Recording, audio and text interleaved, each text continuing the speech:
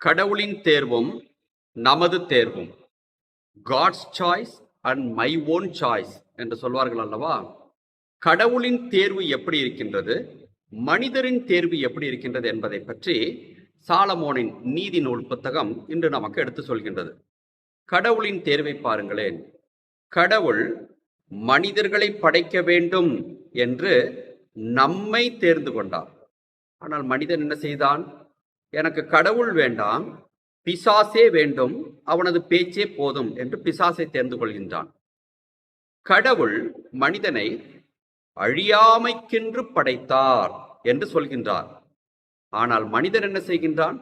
எனக்கு சாவே போதும் என்று சொல்லி பாவத்தை தேர்ந்து கொண்டதால் சாவு தானாக அவனிடம் வந்து சேர்ந்து விட்டது. கடவுளை பாருங்கள், அவர் தம் சொந்த சாயலில் தான் மனிதனை படைத்தார். ஆனால் பிசாசை தேர்ந்து கொண்டதால் மனிதன் தேர்ந்து கொண்டது என்ன?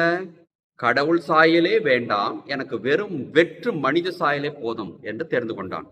அதுதான் இன்று வரை நமக்கு நீடித்திருக்கின்றது. இனிமேல் கடவுள் சாயலை விட்டுவிட்டதால் நமக்கு சாவு என்பது திண்ணம். சாவை இனிமேல் நம்மால் மாற்ற முடியாது. ஆனால் நீதிநூல் புத்தகம் என்ன சொல்கிறது தெரியுமா?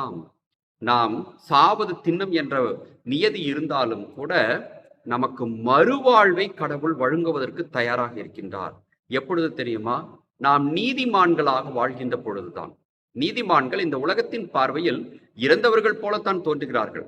ஆனால் இறந்த பிற்பாடு கடவுளின் சாயலை பெற்று, கடவுளின் அன்பை பெற்று அவர்களது ஆன்மா அழியாமல் வாழ்கின்றது என்பதைத்தான் அழகாக இன்றைய முதல் வாசகம் நமக்கு எடுத்து கூறுகின்றது. இதே கருத்தை தான் இந்த நவம்பர் மாதம் முழுவதும் நாம் தியானிக்க வேண்டும். ஏனென்றால் இது இறந்தோருக்காக ஒப்புக் கொடுக்கப்பட்ட மாதம். உணர்ந்து பார்த்தவர்களாய், இறப்பை நாம் தேர்ந்து கொள்ளவில்லை, அது நம் மீது திணிக்கப்பட்டது. இருந்தாலும் கூட அழியாமைக்கென்று கடவுள் ஆன்மாவை படைத்திருக்கின்றார். நல்லவர்களாக நீதிமான்களாக வாழும் பொழுது கடவுளிடம் சென்று அழியாமல் நமது ஆன்மா வாழும் என்ற உறுதியான விசுவாசத்தை இந்த மாதத்தில் பெற்றுக்கொள்வோம்.